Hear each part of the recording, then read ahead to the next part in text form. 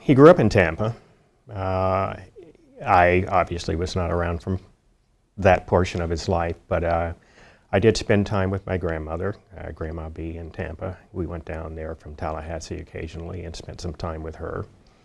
And he did maintain ties with the family in Tampa, but he was in Fort Lauderdale.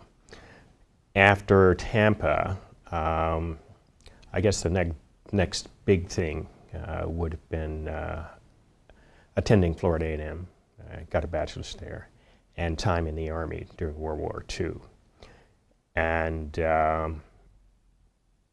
I think probably that experience had some effect on how he decided to direct the rest of his life. Obviously, there were experiences that we've all heard about, how black soldiers were treated in Europe versus how they were treated here, and he had to come back here. When he came back, he wanted to continue his education, but he went to Howard University in Washington, D.C. because he couldn't go to school in Florida. And I have a vague recollection of someone telling me that the state of Florida actually funded that to keep him out of school. They sent him to D.C. instead.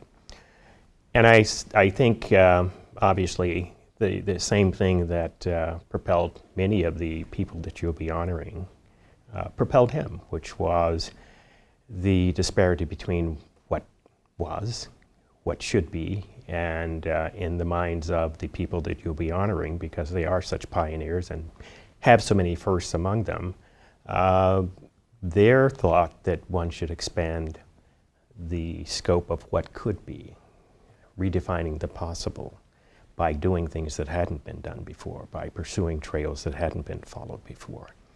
And he did that in the judicial sphere. Others went other directions.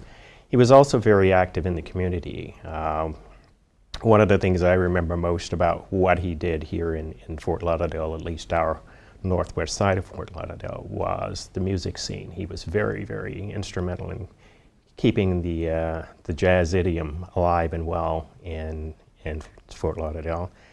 I got to hang out with him at the Elks Club, hang out with Count Basie and some of the other guys that came down, and the Elks Club was the place to go for live music. And some well-known people came through, Cannonball Alley, who hung out with local people all the time. So there was the judicial part, the political part, and the community part as well. The things that affected him, perhaps the community most, were a few of the cases that he did before I was really aware of a lot of things. The turnpike desegregation was a really big deal on the northwest side. I view that as much political as judicial. He started that part of his life, the public side. I think in '63 was the first time he ran for office. I had just gotten my driver's license and I was shuttling people to the polls that day. He didn't win. He was later appointed a judge, and I think he was on the bench for about 10 years. And during that period, he served in various areas of the court, criminal, civil, juvenile, and went back and forth. That was, I think, toward the end, a source of some frustration for him because he felt that he had been on the court long enough or proved himself enough that he wouldn't be the utility guy, that he would land in one of the areas he preferred as opposed to where they wanted to put him. Funny? Not really, no. He was very social, not a jokester, but social settings, parties, large events, that he liked that. Most of the contacts we had revolved around music. He was appointed public defender after his unsuccessful run for the city commission. He had worked on a lot of cases in the courthouse and was well known, and was appointed a public defender. and stayed in that office until the election of a Republican public defender. And he took everybody who was a Democrat and pushed them out to replace them with his own people. And it was sometime after that that he was appointed judge.